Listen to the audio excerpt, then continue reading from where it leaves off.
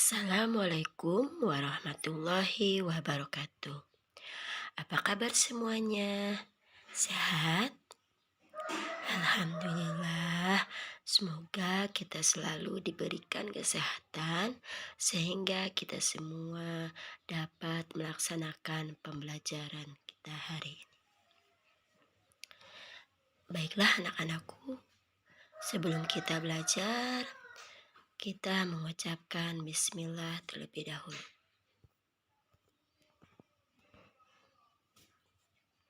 Bismillahirrahmanirrahim. Anak-anakku, mohon maaf, suara ibu agak serak ya, karena ibu sedang sakit. Baiklah anak-anakku, kali ini ibu akan membahas tentang saling menasihati dalam Islam. Ibu ngambil tema tentang khutbah, tabligh, dan dakwah. Kalian bisa lihat peta konsepnya di sini. Sebelum ibu mulai pembelajaran ini, ibu akan menjelaskan tujuan pembelajaran. Yang pertama, menjelaskan pengertian khutbah, tabligh, dan dakwah. Kedua, menjelaskan ketentuan syariat Islam dalam pelaksanaan khutbah, tabligh, dan dakwah. Tiga, menganalisis hikmah dan manfaat ketentuan khutbah, tabligh, dan dakwah. Keempat, mempraktikkan khutbah, tabligh, dan dakwah. Kelima, membiasakan khutbah, tabligh, dan dakwah dalam kehidupan sehari-hari di masyarakat.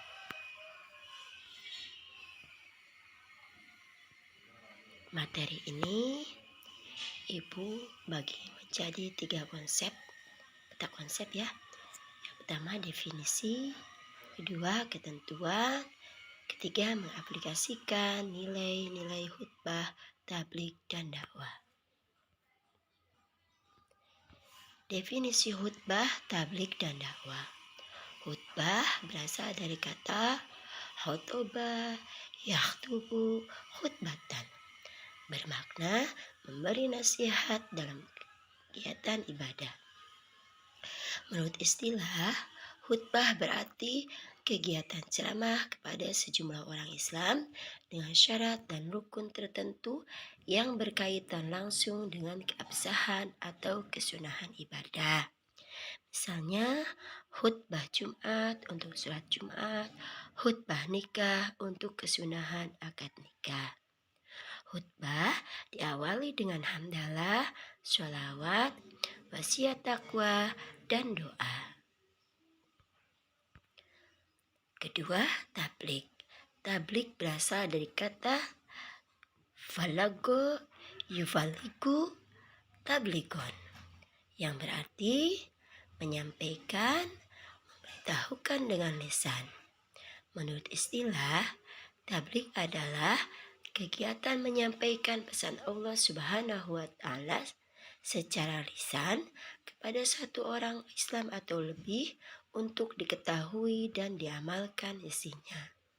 Ketiga, dakwah berasal dari kata da'a yad'u da'watan, yang berarti menyampaikan,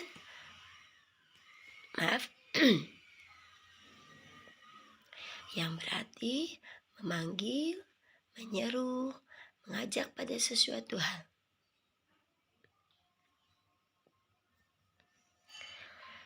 Sedangkan menurut istilah, dakwah adalah kegiatan mengajak orang lain, seseorang atau lebih ke jalan Allah Subhanahu wa Ta'ala secara lisan atau perbuatan. Dalam dakwah ini ada istilah dakwah bilisan dan dakwah bilhal. Dakwah bilisan berarti dakwah dengan kata-kata. Sedangkan dakwah bilhal, dakwah dengan perbuatan. Kegiatan dakwah bukan hanya ceramah, tetapi juga aksi sosial yang nyata. Misalnya, santunan anak yatim, sumbangan untuk membangun fasilitas umum, dan lain sebagainya.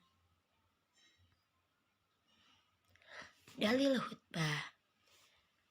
Dalil khutbah, tablik, dan dakwah.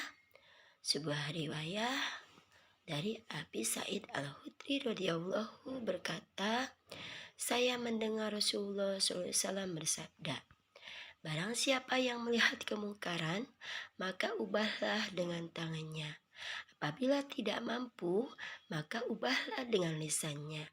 Apabila tidak mampu, maka dengan hatinya. Tidak mengikuti kemungkaran tersebut, dan itu selemah-lemahnya iman. Hadis riwayah Muslim. Yang kedua terdapat dalam ayat surah Al-Imran ayat 104.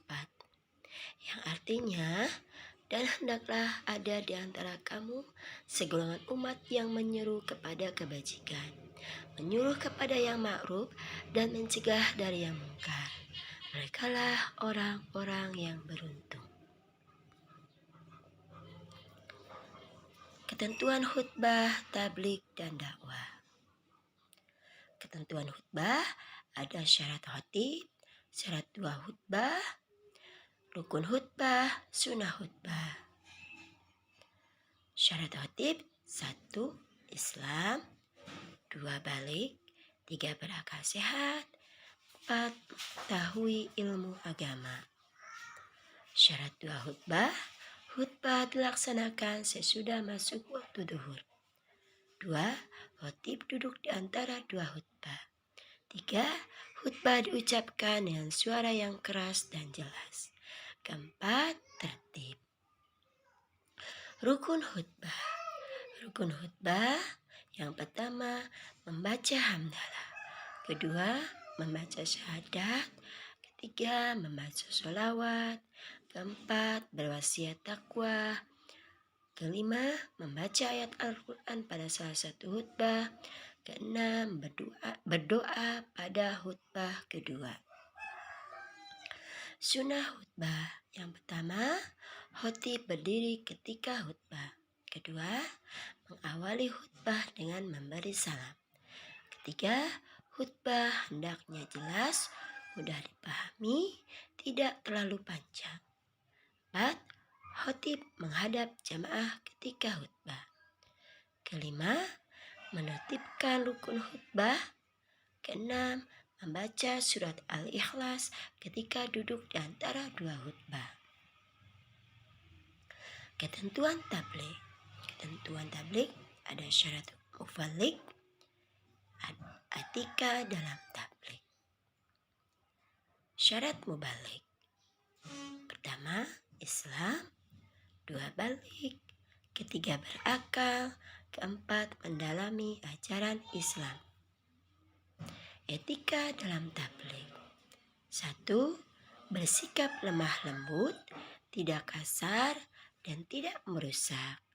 Kedua, menggunakan bahasa yang mudah dimengerti.